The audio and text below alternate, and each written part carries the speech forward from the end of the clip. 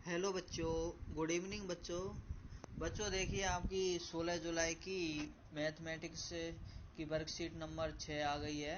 तो आपको डायरी में वर्कशीट करने से पहले आपको स्टूडेंट का नाम लिखना है और आपके क्लास टीचर का नाम और सभी बच्चों को अपना सेक्शन और स्टूडेंट आईडी लिखनी है। ओके बच्चों। तो बच्चों सबसे पहले आप मेरे YouTube चैनल को सब्सक्राइब कर लीजिए यदि आपने अभी तक चैनल को सब्सक्राइब नहीं किया है तो, और इसके बेल आइकॉन को ऑन रखें जिससे मेरी जो भी वीडियो आपके सामने मैं चैनल पर अपलोड करूं तो आपके पास आ जाए, और चैनल को शेयर और अपने दोस्तों से सब्सक्राइब भी करवाएं। ओके बच्चों। तो देखिए आपकी जो वर्कशीट नंबर 6 है इसमें हम क्या पढ़ेंगे। इसमें हमें एक टॉपिक दिया गया है कि व्रत और संबंधित पद और प्रमेय। मतलब व्रत है और व्रत से ही संबंधित आपको क्या दी गई है, कुछ डेफिनेशन दी गई है और कुछ थ्योरम दी गई है। तो उन डेफिनेशन और थ्योरम के बारे में आपको क्या करना है, उनके बारे में आपको इसमें स्टडी करनी है। देखिए बच्चों मैं आपको पहले ही बता रहा हूँ वीडियो लंबी होगी क्योंकि मुझे आपके सारे कॉन्सेप्ट क्लियर करने हैं इसके अंदर। ऐसा नहीं, मैं नहीं चाहता कि आपको इस वीडियो को देखने के बाद आपको दूसरी वीडियो देखने की जरूरत पड़े। इसलिए मैं आपके सारे कॉन्सेप्ट क्लियर करूंगा और बहुत अच्छे से और बिल्कुल धीरे धीरे करूंगा। ओके बच्चों। और आपको सारे क्वेश्चनों का बिल्कुल आपको जवाब मिलेगा इसी के अंदर। ओके बच्चों। तो देखिए अभी हम इसमें पढ़ेंगे कि एक तल पर उन सभी बिंदुओं का समूह जो तल के एक स्थिर बिंदु से एक स्थिर दूरी पर स्थित हो एक वृत्त कहलाता है। मतलब कहा गया है कि इसमें कि एक तल पर उन सभी बिंदुओं का समूह जो तल के एक स्थिर बिंदु से एक स्थिर दूरी पर स्थित हो एक वृत्त कहलाता है। अब देखिए इसमें क्या कहा गया है। इसमें कहा गया है कि सपोज आपका एक कोई प्लेन है, एक कोई तल है, उसमें कोई एक बिंदु से एक बिंदु, सपोज ये एक बिंदु है, इससे समान दूरी पर स्थित बिंदु क्या कहलाएंगे। जैसे ये आपका एक बिंदु है तो इससे समान दूरी सपोज आपकी ये हो गई। तो अब यदि समान दूरी पर जो आप एक लाइन या रेखाखंड खींचते हैं तो इससे क्या बनता है, आपका एक वृत्त बनता है। ये क्या बन जाता है, एक वृत्त बन जाता है। तो इसे क्या कहेंगे हम बच्चों, इसे एक वृत्त कहेंगे। अब इसमें आगे दिया गया है कि आपको जो आपने एक फिक्स बिंदु लिया है, आपने क्या लिया है, फिक्स बिंदु लिया है। तो इस फिक्स बिंदु को हम क्या कहेंगे, इसको हम क्या कहेंगे बेटा, इसको हम केंद्र कहेंगे। इस फिक्स बिंदु को क्या कहेंगे बेटा, इसको हम केंद्र कहेंगे। और जो आपने फिक्स से एक दूरी ली है, कौन सी दूरी, इस फिक्स बिंदु से इस सर्किल के अंतिम छोर तक, मतलब इसे हम क्या कहते हैं, सरकमफ्रेंस, परिधि। इसे क्या कहेंगे हम, परिधि। तो यहां तक की जो आपकी ये दूरी है ये क्या कहलाएगी, ये आपकी बेटा त्रिज्या कहलाएगी। ये क्या कहलाएगी, आपकी त्रिज्या कहलाएगी। मतलब सर्किल के सेंटर से, केंद्र से एक फिक्स बिंदु तक की जो या फिर सरकमफ्रेंस के किसी भी बिंदु तक की जो दूरी होती है उसे क्या कहते हैं, त्रिज्या कहते हैं। और सर्किल में कितनी भी त्रिज्या हो सकती है लेकिन सभी की आपको जो लंबाई होती है वो क्या होती है, इक्वल होती है। क्योंकि आपको इस पॉइंट से इस पॉइंट तक की दूरी इक्वल है, चाहे आप कितनी भी दूरियां खींच लो वो सारी क्या होगी, इक्वल होगी। इसलिए आपके सर्किल में चाहे एक सर्किल दिया गया है, एक फिक्स, यदि आपको एक फिक्स लेंथ का कोई सर्किल दिया गया है, आप उसमें चाहे इनफिनाइट त्रिज्या खींचे, सभी की लेंथ क्या होगी, लंबाई बराबर होगी। ओके बच्चों। अब देखिए इसमें आगे आपको हम पढ़ा भी देते हैं कि स्थिर बिंदु को वृत्त का केंद्र कहते हैं, जो मैंने आपको बताया था। और स्थिर दूरी को वृत्त की त्रिज्या कहते हैं। और केंद्र और वृत्त पर स्थित बिंदु को मिलाने वाला रेखा खंड कहलाता है, मिलाने वाला रेखा के खंड कहलाता है। मतलब इसमें क्या कहा गया है कि जैसे आपका ये क्या है बेटा, वृत्त है, इसके ये फिक्स बिंदु है, इससे आपकी जो लेंथ खींची गई थी सपोज ये ए बी है, तो जो ए बी ये क्या है, एक लंबाई है, ये क्या कहलाएगा, रेखाखंड कहलाएगा। ओके बच्चों, अब देखिए आपको इसमें दिया गया है कि चाप, क्या दिया गया है बच्चों, चाप। देखिए चाप क्या होता है, चाप होता है कि वृत्त पर दो बिंदुओं के बीच के भाग को क्या कहते हैं, चाप कहते हैं। जैसे आपके पास एक ये वृत्त है और इस पर दो बिंदु कोई भी हो सकते हैं, सपोज ये ए और बी, तो ये क्या कहलाएगा बच्चों, ये ए और बी के बीच की ये दूरी है, ये क्या कहलाएगी, आपकी एक चाप कहलाएगी। तो आपका ए बी क्या होगा, एक चाप होगा। तो ये तो आपका क्या होगा बेटा, छोटी डिस्टेंस होगी, मतलब लघु चाप। अब यदि आप इसी ए और बी को लेंगे तो ये क्या होगा बच्चों, दीर्घ चाप। ये क्या होगा बच्चों, दीर्घ चाप। तो आपका ये क्या है, देखिए इसमें आपको दिया गया है कि एक तो आपके पास ये भी चाप है और दूसरा आपके पास ये भी चाप है। तो ये आपकी जो लेंथ है वो छोटी है, तो ये लघु चाप हो गया, और ये आपके पास लेंथ बड़ी है, तो ये क्या हो गया, दीर्घ चाप हो गया। ओके बच्चों, अब देखिए आपको इसमें दिया गया है कि अगला जीवा। देखिए आपने चाप पढ़ लिया, अब क्या है जीवा। जीवा होती है वृत्त के एक बिंदु से दूसरे बिंदु को मिलाने वाला रेखाखंड वृत्त की जीवा कहलाता है। चित्र ए बी में एक जीवा है, जैसे आपके पास ये चित्र दिया गया है, ये ए बी एक क्या है, जीवा है। जैसे मैं समझा देता हूं आपको अच्छे से कि आपके पास ये क्या है, वृत्त है, इसके आप किन्हीं भी दो बिंदुओं को मिला दो वृत्त की। देखो बच्चों मैं आपको बार बार नहीं बताऊं, ये क्या है, ये आपकी परिधि है। तो परिधि पर स्थित किन्हीं दो बिंदुओं को मिलाने वाला रेखाखंड क्या कहलाएगा बच्चों, जीवा कहलाएगा।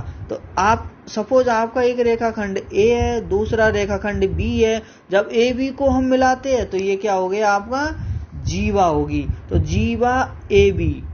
अब देखिए इसमें जीवा ए बी ने क्या कर दिया, जीवा ए बी ने इस जो आपका ये एक वृत्त था इसको दो भागों में विभाजित कर दिया। तो दो भागों में विभाजित कर दिया, एक तो आपके पास ये वृत्त, देखिए मैं इसको दूसरे कलर, एक तो आपके पास ये वृत्त हो गया, वृत्त खंड हो गया, ये क्या हो गया, वृत्त खंड एक। तो इसे क्या कहेंगे, लघु वृत्त खंड। और एक आपके पास बच्चों कौन सा हो गया, एक आपके पास ये हो गया, इसे क्या कहेंगे बच्चों, दीर्घ वृत्त खंड। तो जीवा ने क्या किया, वृत्त को दो भागों में विभाजित कर दिया। ओके बच्चों, अब देखिए हम आगे क्या पढ़ेंगे। इसमें कहा गया है कि देखो थ्योरी क्लियर होनी चाहिए आपकी, क्वेश्चनों पर ध्यान मत दो। यदि आपने थ्योरी क्लियर कर ली तो मैं आपको गारंटी देता हूं कि आप क्वेश्चनों को मेरे समझाए बिना भी आप क्या कर सकते हो, सॉल्व कर सकते हो। आपको विश्वास नहीं होता है तो आप देख लीजिए। अब देखिए इसमें कहा गया है कि केंद्र से गुजरने वाली जीवा व्यास कहलाती है।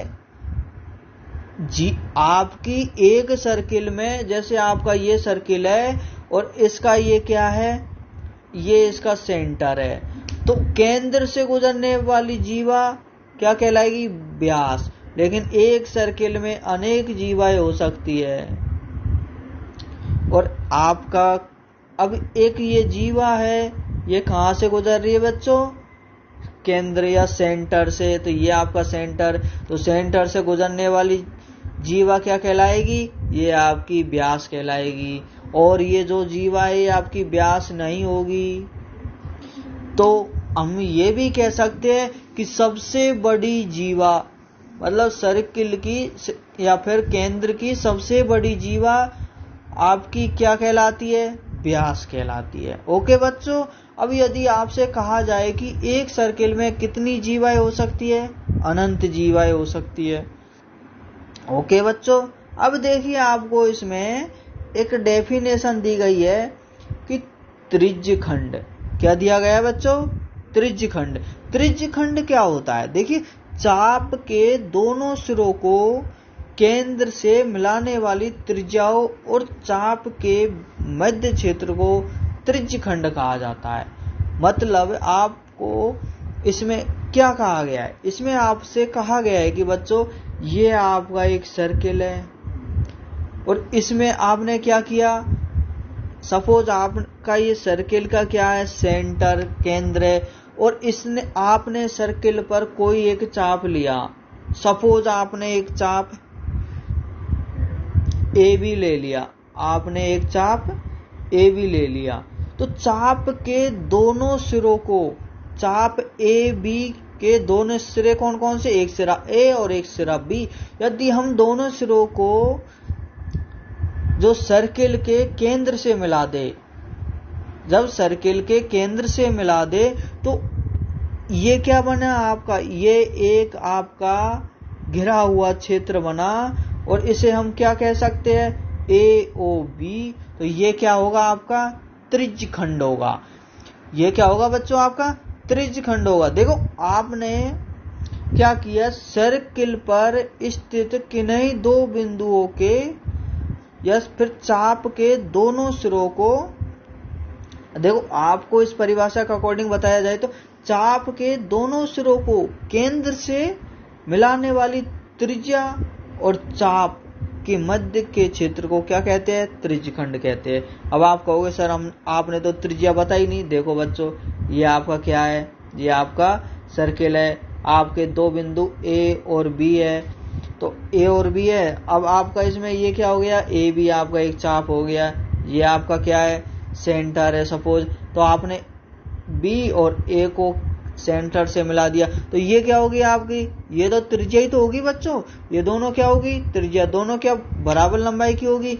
तो इसी ने कहा है कि सर्किल के किन्हीं या फिर सर्किल के चाप के दोनों सर्किल पर स्थित किन्हीं दो बिंदुओं के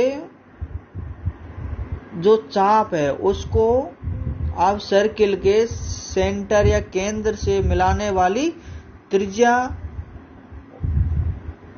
से जो प्रतिबंधित या फिर घिरा हुआ क्षेत्र होता है वो क्या होता है, वो आपका त्रिज्य खंड होता है।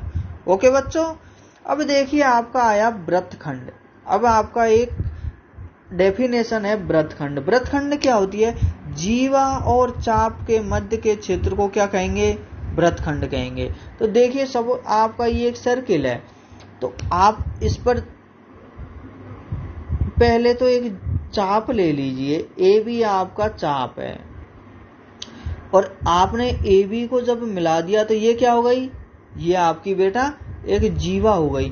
तो ए बी, अब देखिए ये तो आपका क्या हुआ बच्चों, ये तो आपका चाप ए बी हुआ, और ये क्या हुआ बच्चों, ये लेंथ, ये ए बी जीवा हुई। तो हम क्या कह सकते हैं कि वृत्तखंड की परिभाषा क्या दे सकते कि जीवा ही हो गई, और चाप के मध्य के क्षेत्र को क्या कहेंगे, वृत्तखंड कहेंगे। क्या कहेंगे, वृत्तखंड कहेंगे। ओके बच्चों, देखिए आपको इसमें बताया भी गया है कि देखो चाप क्या दिया गया, चाप आपको ये दिया गया कि वृत्त पर स्थित किन्हीं दो बिंदुओं के बीच की जो दूरी होती है वो क्या होगी, चाप होगी। ये भी आपको क्या दिया गया, ये चाप ए भी है, और ये क्या है आपकी बच्चों, जीवा। तो जीवा और चाप से जो घिरा हुआ क्षेत्र वो क्या कहलाएगा, वृत्तखंड। ये क्या है बच्चों आपकी ए बी, क्या सपोज इस केंद्र को नाम ओ दे दो, तो ये ओ ए क्या है आपकी त्रिज्या। यहाँ पर भी आप इसको सी नाम दे सकते हो, सी क्या है, त्रिज्या। त्रिज्या की लंबाई क्या होगी, बराबर होगी। अब आप क्या दो त्रिज्याओं, या फिर आप कह सकते हो कि सर्किल के सरकमफ्रेंस या परिधि पर स्थित किन्हीं दो बिंदुओं को वृत्त के, ये बिंदु है आपको वृत्त के सेंटर से मिलाने पर उनसे क्लोज या प्रतिवर्ती क्षेत्र क्या कहलाएगा, त्रिज्य खंड कहलाएगा। ओके बच्चों, ये आपका जो क्या है, ये आपका सर्किल का केंद्र बिंदु है। ये क्या है, सर्किल का केंद्र है। ओके बच्चों, अब देखिए आपको इसमें कुछ डेफिनेशन दी गई है, वो क्या है, देखिए इसमें वृत्त के बराबर जीवाएं केंद्र पर बराबर कोण अंतरित करती है। विलोमतः यदि एक वृत्त की जीवाओं द्वारा केंद्र पर अंतरित कोण बराबर हो तो जीवाएं कैसी होंगी, बराबर होंगी। अब देखिए इसमें क्या कहा गया, आपसे कहा गया है कि वृत्त के बराबर जीवाएं केंद्र पर बराबर कोण अंतरित करती है। अब आप कहोगे सर कैसे? अब देखिए इसमें आपको बताया भी गया है कि ये आपका एक क्या है, वृत्त है, ये आपका सेंटर बिंदु है। यदि आपकी वृत्त पर एक जीवा ए है और दूसरी जीवा ए है, तो यदि आप इन दोनों जीवाओं से वृत्त के केंद्र को मिला दिया जाए, यदि जीवाओं के दोनों बिंदुओं से वृत्त के केंद्र को मिला दिया जाए, तो आपका क्या बनेगा बच्चों, ये एक क्या बनेगा, कोण बनेगा। तो इसने क्या कहा है कि जीवाओं केंद्र पर बराबर कोण अंतरित करती है, तो मतलब ये दोनों कोण आपके क्या होंगे, बराबर होंगे। ओके बच्चों, यही आपकी इस प्रमेय में बताया गया है आपको। अब देखिए आपको दूसरा डेफिनेशन कि एक वृत्त के केंद्र से एक जीवा पर डाला गया लंब जीवा को समद्विभाजित करता है। मतलब ये आपका एक वृत्त है और ये आपकी एक जीवा है, तो ये आपका वृत्त का क्या है, केंद्र। तो केंद्र बिंदु से जीवा पर डाला गया लंब क्या होगा, जीवा को दो बराबर भागों में विभाजित करेगा, और ये क्या होगा बच्चों, ये आपका लंबवत भी होगा। ये कैसा होगा, लंबवत या 90 डिग्री का कोण भी बनाएगा। इसका उल्टा क्या होता है, एक वृत्त के केंद्र से एक जीवा को समद्विभाजित करने के लिए खींची गई रेखा जीवा पर क्या होती है बच्चों, लंब होती है, मतलब ये 90 डिग्री का कोण भी बनाती है। ओके बच्चों, अब देखिए आगे आपको एक डेफिनेशन और दी गई कि एक वृत्त की या सर्वांग समवृत्तों की बराबर जीवा केंद्र से या केंद्रों से समान दूरी पर होती है विलोमतः। विलोमतः एक वृत्त के केंद्र से समदूरस्थ जीवाएं लंबाई में समान होती है। मतलब आपको ऐसे समझ में नहीं आएगा, आपके समझ में आएगा ऐसे। कैसे, आपके पास एक ये वृत्त है, ये इसका केंद्र बिंदु है, सपोज ये इसका केंद्र बिंदु है, आपने वृत्त पर दो जीवाएं ली, एक जीवा और दो जीवा, दोनों कैसी होनी चाहिए, मतलब लगभग ऐसी नहीं, समांतर तो होनी चाहिए थोड़ी। ओके बच्चों, आपने ये जीवाएं ले ली। अब आपने क्या किया, वृत्त के आपने दोनों जीवाओं पर क्या डाल दिया, लंब डाल दिया। वृत्त के केंद्र से क्या किया, लंब डाल दिया। तो ये क्या होगी, वृत्त के केंद्र से दोनों बराबर दूरी पर होगी। ये क्या होगी बच्चों, वृत्त के केंद्र से बराबर दूरी पर होगी। ओके बच्चों, यही आपकी ये परिभाषा और बिल्कुल कुछ नहीं है। अब देखिए आपकी अगली परिभाषा। अगली परिभाषा में आपसे क्या कहा गया है, एक चाप द्वारा केंद्र पर अंतरित कोण वृत्त के शेष भाग के किसी बिंदु पर अंतरित कोण का क्या होता है, दोगुना होता है। अर्थात अर्धवृत्त में बना कोण समकोण होता है, मतलब 90 डिग्री का होता है। इसको ध्यान रखना, अर्धवृत्त में बना कोण कितना होता है बच्चों, 90 डिग्री का होता है। कितना होता है, 90 डिग्री का होता है। देखिए आपको अब इसमें कैसे समझोगे, जैसे आपके पास ये क्या है, एक वृत्त है।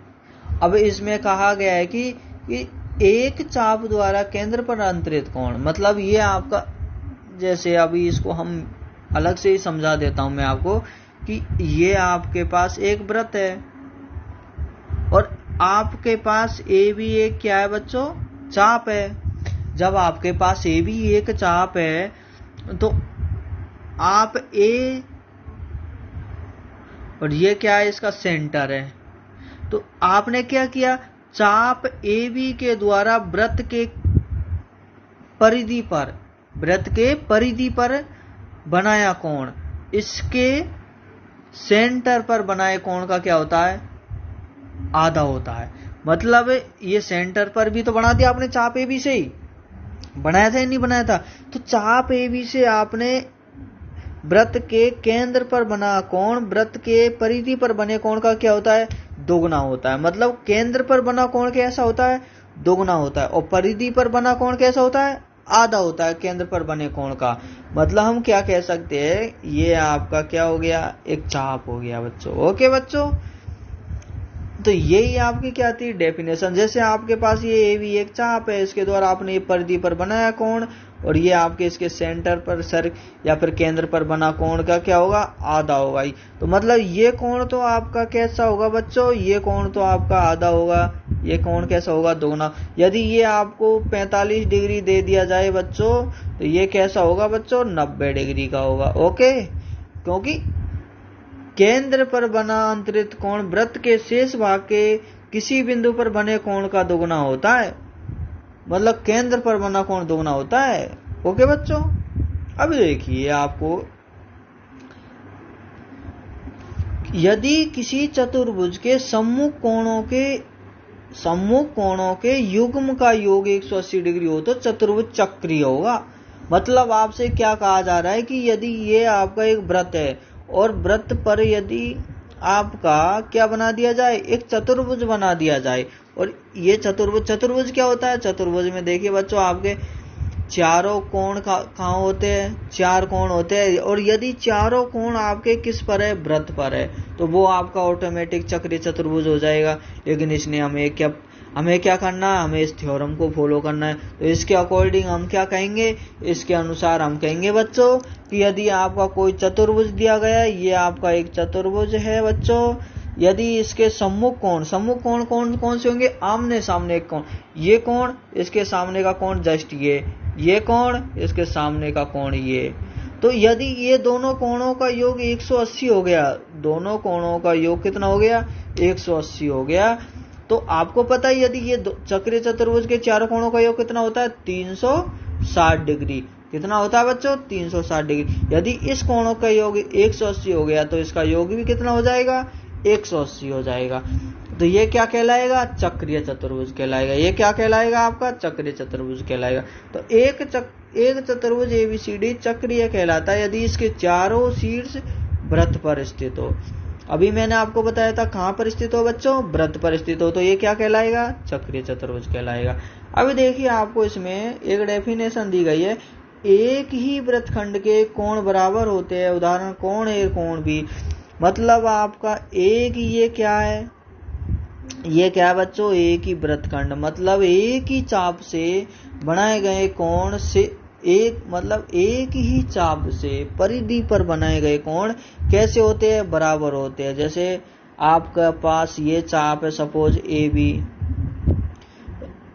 आपने एक कोण ये बना दिया, एक कोण ये बना दिया, तो यहाँ पर जो एंगल बनेंगे वो क्या होंगे, बराबर होंगे, जिनके नाम कोण A और कोण B हमें क्या किया गया है, बताया गया है। ओके बच्चों, ये तो हो गई आपकी आज की डेफिनेशन जो वर्कशीट नंबर 6 की।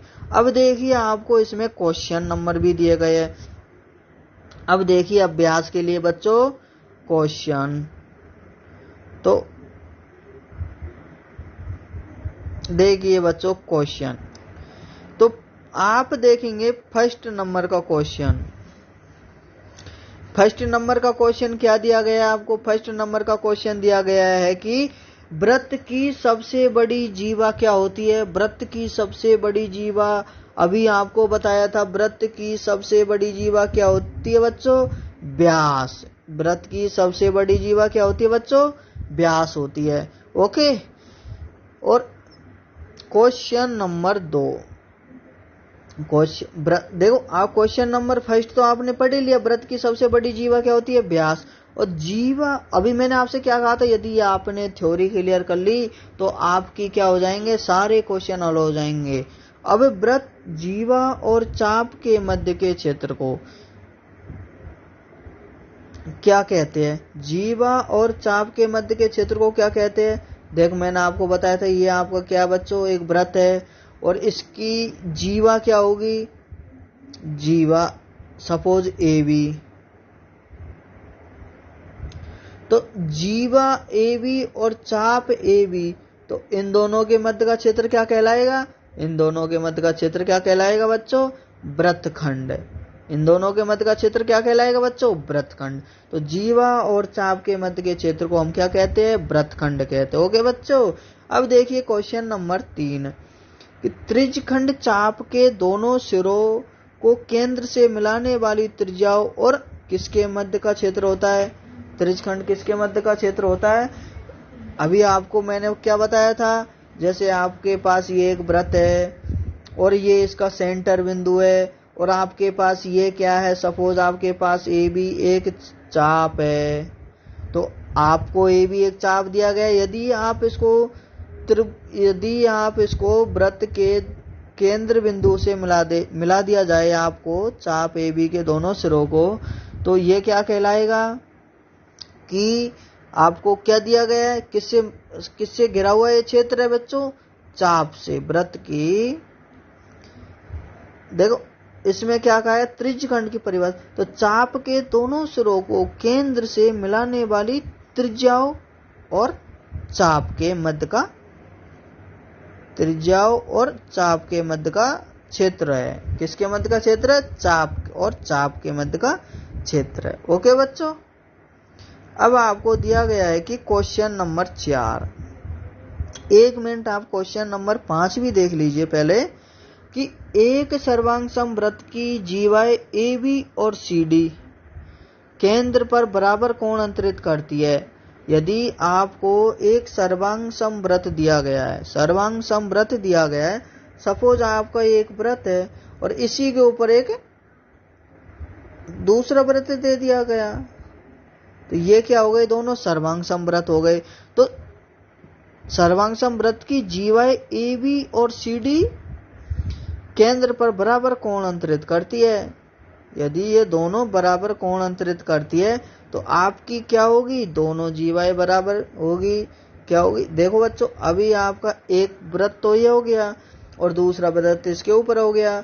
यदि ये दोनों केंद्र पर बराबर कोण अंतरित करती है, यदि सर्वांग समवृत्त की जीवा और ए बी और सी डी, यदि आपके पास ए बी और सी डी, ये क्या है, ए बी और सी डी केंद्र पर क्या करती है, बराबर कोण यदि अंतरित करती है। सपोज ये एक बराबर कोण बना, या फिर ये भी हो सकता है आपका और ये भी हो सकता है, तो ये क्या होगी, ये दोनों आपकी लंबाई में बराबर होंगी। तो ए बी बराबर सी डी। ओके बच्चों, तो ये आपका हो गया क्वेश्चन नंबर 5। अब देखिए आपको क्वेश्चन नंबर 4, कि दी गई आकृति में कोण बीओसी एक वृत्त का व्यास है और ए बी बराबर ए सी है, तो कोण ए बी सी ज्ञात करना है। आपको कहा गया है कि ए बी और ए सी दोनों क्या है, बराबर है, और कोण आपको ए ओ सी दिया गया है, कोण ए ओ सी दिया गया है। तो आपको क्या निकालना बच्चों, आपको इसने कोण ए बी सी पूछा है, कोण ए बी सी पूछा है, ए बी सी पूछा है, और क्या कौन सा दिया है, कोण बी ओ सी एक वृत्त का व्यास है। ओके बच्चों, तो क्वेश्चन नंबर 4 आपने अच्छे से पढ़ लिया। इसके बाद क्वेश्चन नंबर 6 को पढ़ लीजिए। ए बी और सी डी केंद्रों वाले वृत्त की 2 बराबर जीवाएं है, जिसमें कोण बी ओ सी 80 डिग्री है, कोण बी ओ सी 80 डिग्री है, तो कोण सी ओ डी बताइए। तो कोण ए ओ बी आपको दे दिया गया, ए ओ बी कितना है, 80 डिग्री है। तो देखिए इसका हम क्या करेंगे बच्चों, सॉल्यूशन देखेंगे। तो देखिए आपको क्वेश्चन नंबर फर्स्ट में क्या बनना है बच्चों, क्वेश्चन नंबर फर्स्ट में आपका क्या आंसर है, व्यास। क्वेश्चन नंबर फर्स्ट में क्या आंसर है, व्यास। क्वेश्चन नंबर सेकंड में वृत्तखंड, क्वेश्चन नंबर थर्ड में चाप। अब आपको देखना क्वेश्चन नंबर 4।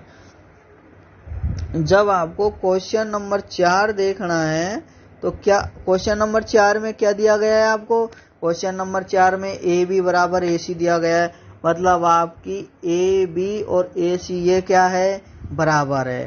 तो यदि आपकी ए बी और ए सी बराबर है, तो चूंकि कोण सी ए बी बराबर 90 डिग्री होगा, तो सी ए बी 90 डिग्री होगा। ये क्यों होगा, आपको अभी एक प्रमेय बताई थी कि अर्धवृत्त में बना कोण कितना होता है, 90 डिग्री का होता है, और यहाँ पर आपको बी सी क्या दिया गया है, चाप दिया गया है, तो कोण सी ए बी 90 डिग्री का होगा।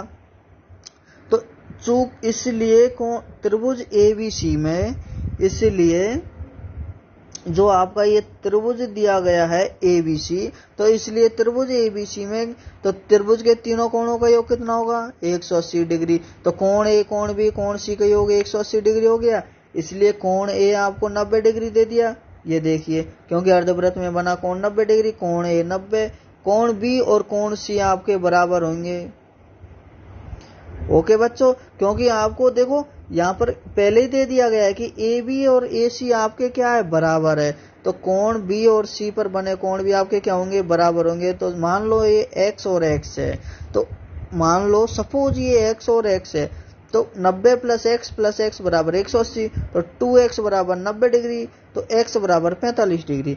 तो आप क्या कह सकते हो, आप कह सकते हो कोण B और कोण C दोनों कितने के हैं 45 डिग्री के, दोनों कितने के 45 के। तो इसलिए कोण ABC आपका कितना होगा बच्चों 45 डिग्री होगा। तो ये हो गया बच्चों आपका क्वेश्चन नंबर 4। ये क्या हो गया क्वेश्चन नंबर 4। अब देखिए आपको क्वेश्चन नंबर 5। क्वेश्चन नंबर 5 में क्या दिया गया है AB बराबर CD, क्योंकि दोनों जीवाएं लंबाई में समान होंगी, इसलिए आपकी क्या होंगी बच्चों AB बराबर CD होगा। ये आपको एक थ्योरम भी दी गई है। अब देखिए क्वेश्चन नंबर 6। क्वेश्चन नंबर आपको 6 क्या दिया गया है बच्चों, क्वेश्चन नंबर 6 दिया गया है कि चूंकि AB बराबर CD है, चूंकि AB और CD आपके क्या है बराबर है, ये जब ये दोनों बराबर है तो आपको क्या आपको पता है बच्चों एक चीज, इसमें देखिए क्या आपको इसमें बताया गया है कि OC और OD क्या होंगी। देखो आपकी OC और OD ये क्या होंगी इस वृत्त की त्रिज्याएं होंगी। OC और OD क्या होंगी इस वृत्त की त्रिज्याएं होंगी, और त्रिज्याएं क्या होगी बराबर होगी। त्रिज्याएं क्या होगी बच्चों बराबर होगी। तो आपको पता है कि AB और CD आपके बराबर होगी और ये दोनों त्रिज्याएं बराबर होगी। तो और आपको क्या दिया गया है, आपको दिया गया है कि कोण COD 80 डिग्री है, कोण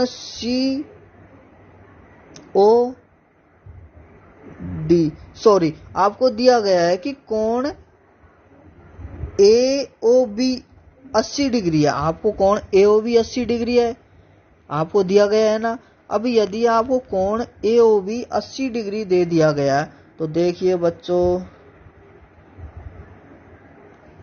सपोज आपने ये क्या कर दिया, ये आपने दो लाइन खींच दी, तो ये और ये कोण क्या होंगे दोनों आमने सामने के अपोजिट या शीर्ष अभिमुख कोण होंगे या नहीं होंगे, होंगे। फिर ये कोण और ये कोण भी दोनों क्या होंगे शीर्ष अभिमुख कोण होंगे। तो आपको इसमें क्या बताया गया है, आपको इसमें ये बताया गया है बच्चों देखिए ये कोण आपका और ये कोण शीर्ष अभिमुख होंगे। तो जब आपका AOB 80 डिग्री है तो COD भी कितना होगा 80 डिग्री होगा। किससे होगा शीर्ष अभिमुख कोण से। ओके बच्चों, तो ये थी बच्चों देखिए आपकी आज worksheet number 6। Worksheet number 6 complete हो गई है और मेरे हिसाब से मैंने आपको बहुत अच्छे से समझा दिया गया। आपको यदि एक बार में समझ में नहीं आए तो आप वीडियो को 2 बार में देखें, लेकिन आप करें इसी अकॉर्डिंग सारे क्वेश्चनों को, और मेरे यूट्यूब चैनल को सब्सक्राइब करें और अपने दोस्तों के साथ भी शेयर करें। ओके, धन्यवाद बच्चों, शुभ रात्रि।